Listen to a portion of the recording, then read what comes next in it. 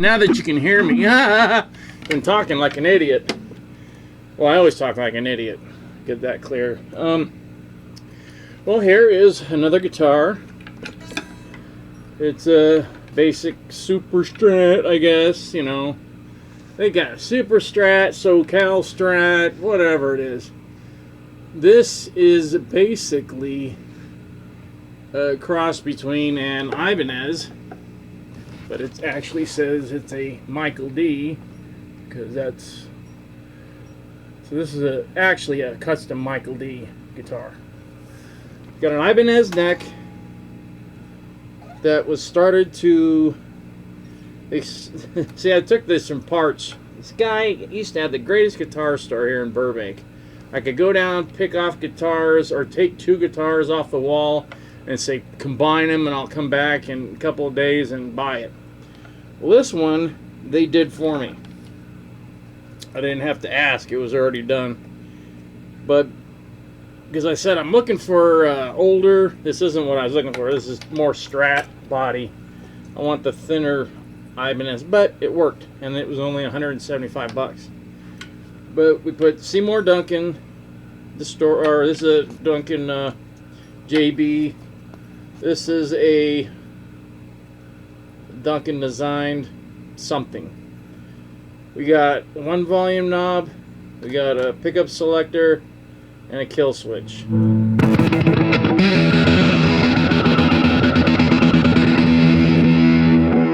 Little teeny kill switch. See this thing? It's teeny. This is like what I was used to using these little ones. Everybody's got these big fat, what I call clown nose. They're big, giant, look like pinball. Those are gay, dude. I mean, they're happy. I mean, if they were gay, that's fine. I would still tap on them without, you know, without prejudice. God, so stupid. My best friend in the world was gay. He's dead now. Tony Riedell. Yes, Tony Riedell was gay. But he was the coolest dude ever. And when me and him would go to Hollywood, it was great. Because I used to look incredibly handsome. More handsome than I am now. But I was more beautiful then. So was he. But if we would go out, say, to the Whiskey to watch a really bad band, there'd be 20, 30 girls around the table. Literally. And it was great because I knew he'd already had his eye on some dude that looked like he should be on a football team. Blonde hair, blue eye, you know, that's what he liked.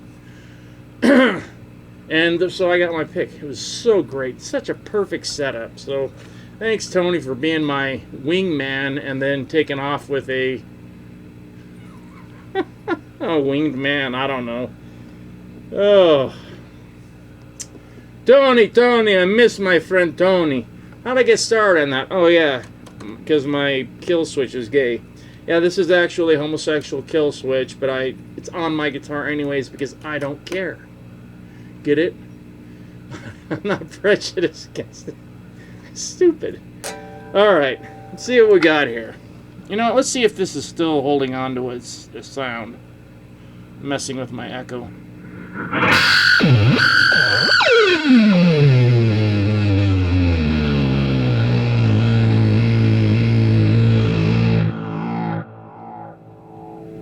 Yeah, I guess it was.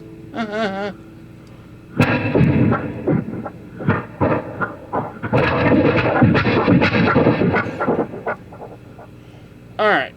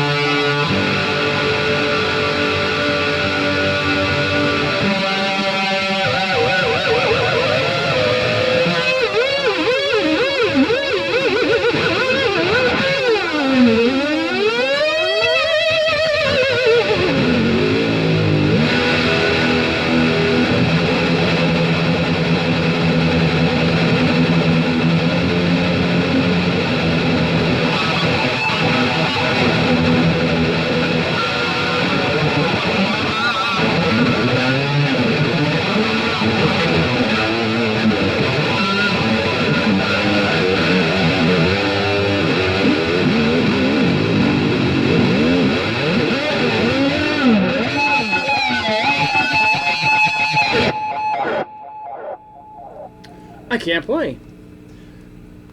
No smart ass remarks. I know I can't play, but I can't play. I got a new setup. I don't think I like it. I scaled everything back to where I've only got 3 effects, and one of them I think I don't need anymore. And I'm just running through 2 amps, the Line 6 and the PV Viper, and the Johnson, and I don't know. I got that other Line 6. I need to fix that, hook it back up, put it over there. That gave me a good sound. Sounds good here, but I ordered the other mics. I'll have 2 condenser mics, but the other one's not a shotgun like this one, as you can see, is clearly a shotgun and with ambient stereo.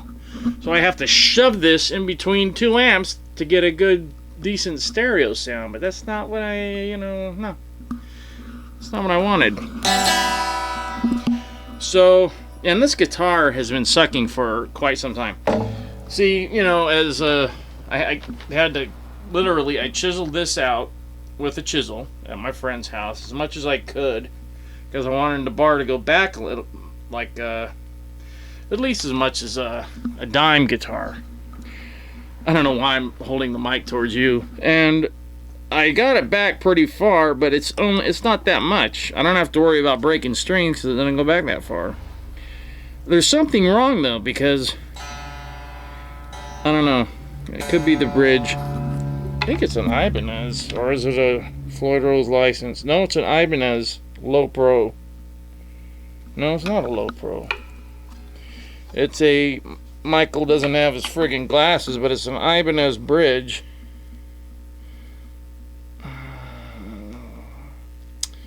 Well, basically it's an Ibanez Floyd Rose. And the chisel worked a little, but not that. It's a good guitar. It needs a little more. When I first got it, I really liked the way it played. That was 5 years ago, 4 years ago. Now, don't like the neck so much. I might put this Jackson neck I got over there on, which also says Michael Dee and has a black headstock like this, with accompanying reverse pentagram. So that's that. And there's the back, just in case you're wondering what it looks like. This is the whole schmeal. Yeah, I'm not too happy with the way that it didn't sound right. It didn't play right. To me. I've had friends pick it up and go, this is great. It's kind of what I'm doing here with this is trying to do like what Mick Mars has now. And it kind of will get that sound like, girls, girls, girls on. I don't really like his sound. I like the sound on Saints of Los Angeles better than, and then the one they did Motley Crue with the John Corabi. Greatest guitar sound Mick ever had, but it wasn't Mick. Mick had a great sound. Now, if you can get, because you can't really hear it on the first album, and the second album it's all jacked up too. What you got to do is get that bootleg of the live radio broadcast from KLOS, or is it KLOS or KMET that they did at Perkins. I mean, it's Motley Crue in all their drunken glory. They suck. They're out of tune. They're, you can't understand anything. Vince Neil. How you doing tonight? He's like speaking Chinese, but he looked cool. That was the whole thing. They all looked cool, and they all could play when they had to. There was like one night. Actually, it was a weekend. They were doing 3 shows in February. It was a Valentine's weekend, and I think it was a Saturday night where they had their old management, Kaufman, but they slowed the set down. They played slow. They just slowed it down, and it sounded great. It was really heavy. I don't know if anybody made a friggin' bootleg of that. There's a lot of old Motley stuff, bootlegs, video. That Kaufman dude had money, and he did a 4-camera shoot at the Roxy pro shot when they were right in the beginning of their satanic stuff with the new image and all that. And yeah, I remember we had to, go around the cameras because they were right there. I mean, there was 3 cameras and then a guy roaming around. That's a pro shot. This guy spent money on it, and Kaufman still has it, and he's asking such a ridiculous amount that Nicky won't pay it, even though he's a bazillionaire. I wish he'd buy it and release it, because that would be something. I'm sure they sounded, I can't remember if they sounded good or not. It was rare. When they sounded okay, then you were like, all right, because they looked cool and they sounded okay. But when they looked great and sounded great, which was rare, don't go by, when, like the US Festival, that's them at their worst. Almost worst. I've seen worse, actually. But they look better than any other band there. That's what I cared about. So what? Quiet Riot comes out. Kevin Dubrow's goofy. Kevin Dubrow was goofy. He was born goofy looking. He was always goofy looking. I know was a nice guy, and Frankie Benelli claims to have loved him, but Frankie Benelli is like a band whore. He's been in every band in the world.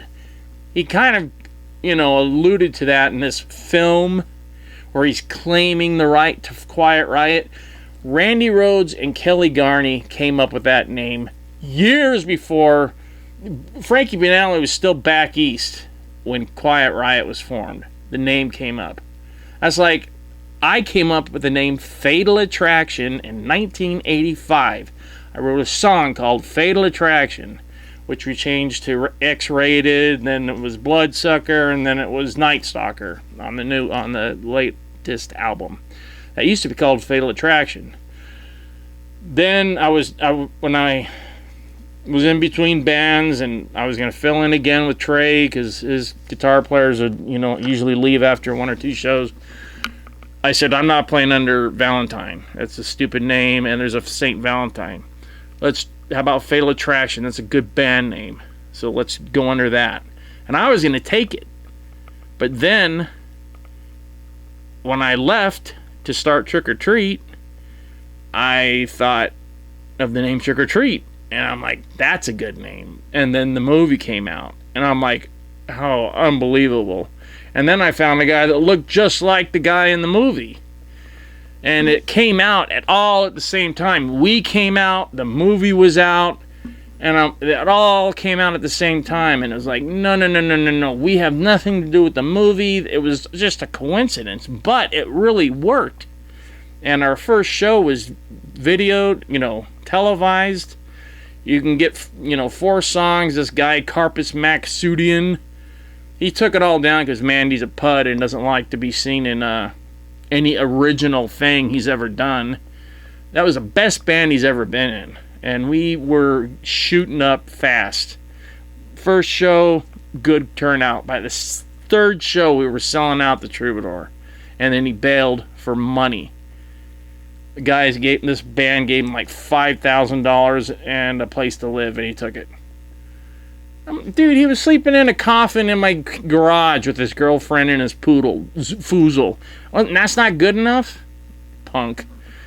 How did I get started on that? So, anyways, names.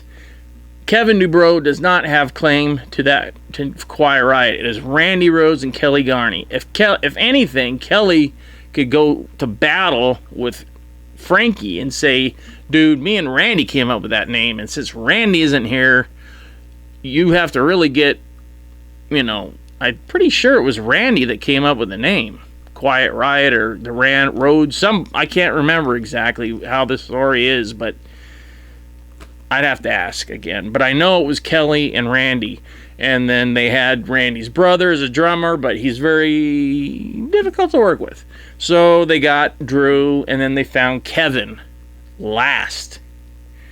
So when Kevin took the name, he took it without Mrs. Rhoads' blessing. She was pissed.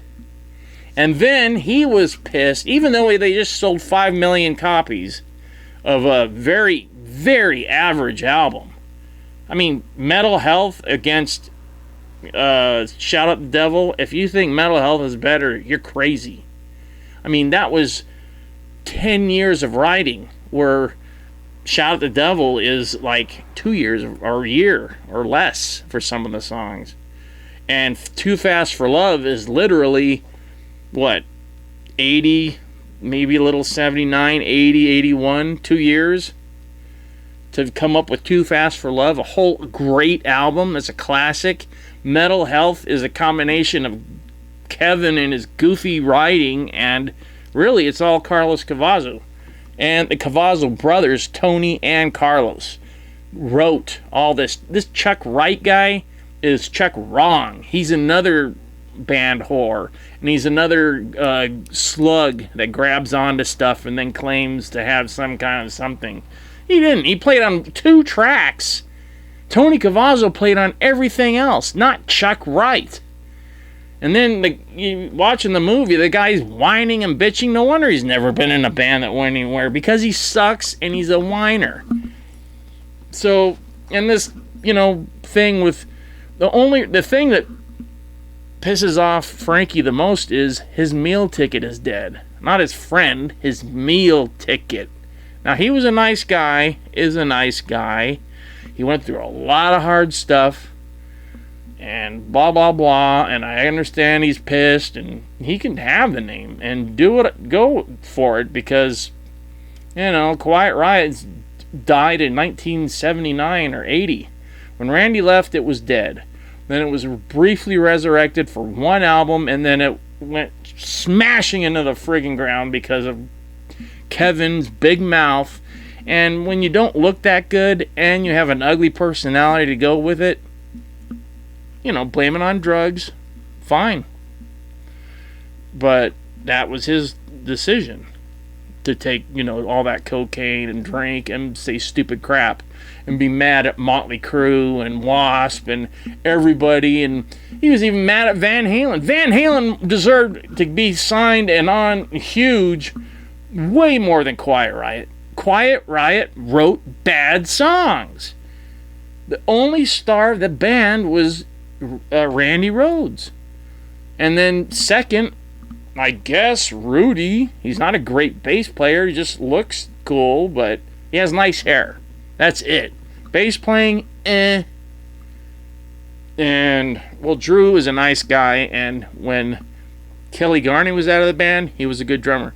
And he was a great drummer when he drummed with my old guitar teacher, Craig, in Network. Great.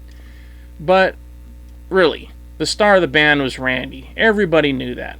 And when Randy left, Kevin knew he'd blown it. And then he got a second chance because he rode the Randy wave, took the name back, put out a half-decent album, and it shot up the charts because there was no competition. I mean, sure, Thriller and all that, but metal was building. That was like the right album at the right release date. Really. And it was total pop. It was just pop enough to make it. Motley Crue was a little more scary. They had a darker image. Quiet Riot was, goofy. Look at the goofy metalheads. Look at the guy losing his hair, jumping around in stripes and flapping his suspenders. It's goof. It's clown rock. So Quiet Riot, clown rock. Motley Crue, real rock. Real metal. Real pop metal. Poison, pussy metal. Me, Fatal Attraction, we were trying to do something, but we were 2 years too late. Trick or Treat would have made it if Mandy would have stuck to it, but he blew it. And he was always looking out for himself, and he was always making the wrong decisions. And look where he is now, in Vegas, begging, as usual. So keep begging, Mandy. You pud. I'm still going to put out a live Trick or Treat CD. You have no power to stop me either. Because I wrote everything, and I copyrighted everything, and it's all mine. All mine. So there you go. I think I got it all out of me. Now I got to learn some church songs and play it on my official Paul Stanley Dark Star, which is in a way fun because, see, when I was went to church when I was a kid, I used to pass the sacrament. You know what the sacrament is, bread and water, you know.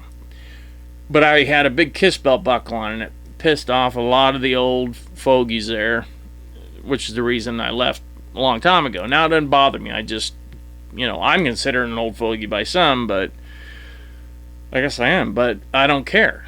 Kids don't make me mad. Kids are kids. Everybody's been a kid. See, grown-ups got to remember that. You were a kid once too, dummy. So don't get so mad. If you see a guy passing the sacrament with long hair, hey, at least he's at church. You know, don't go ragging on him. So that's a whole different, you know, sermon. So the cool thing is I'm going to be playing for all the primary kids with Paul Stanley looking right at them as we sing some church songs this Sunday. If you want to go to my church at whatever, what is it, 11, 12 o'clock? Be there. Me and you and all the kids, all right?